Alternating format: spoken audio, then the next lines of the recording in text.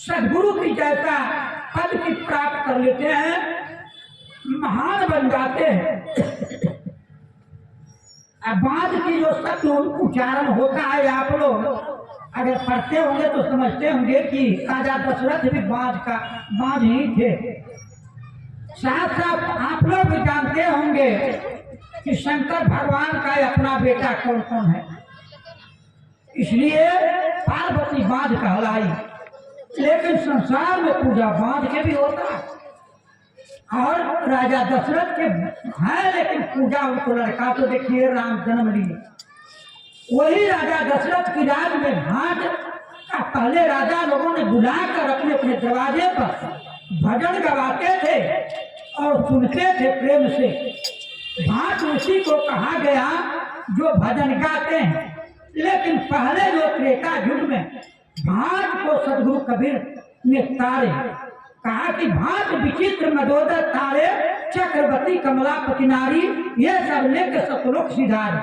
पहले त्रेता युग में आए तो भाट के ही तारे, जिसका भाट कहते हैं, ऐसे कहते हैं कि भाट भाटे नहीं, भाट का देखिए पर त्रेता में आए तो पहले भाट कहीं था, भाट कहीं तारे कबीर साहब, उसके बाद मदोदरी की, पाछे मदोदरी हो जाती है, अब पहले भाट ही हो जाता है।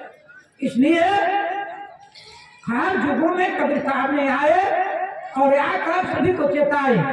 तो देखिए कर्म अपना कर्म से विचलित नहीं होना चाहिए। आफत तो संसार में जन्म लिए हैं तो आता ही रहेगा और जाता ही रहेगा। जैसे प्राकृतिक जो है, देखिए प्राकृतिक का यह धर्म है, ठंडी चला गया, अब गर्मी का मौसम आ गया, अब गर्मी का मौसम आ गया, इसका आगे जो है बरसात आ जाएगा, समझ गए? तो वर्षा के मौसम चल आएंगे, अब फिर जो है धूप काला भी आता है, ऐसा धूप करेगा कि हम लोग का प्राण निकाल देगा।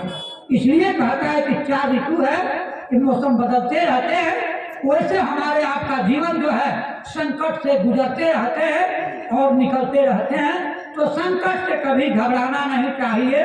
घबराने से तो काम बिगड़ जाएगा, और नहीं घबराइएगा तो आपका काम बन जाएगा।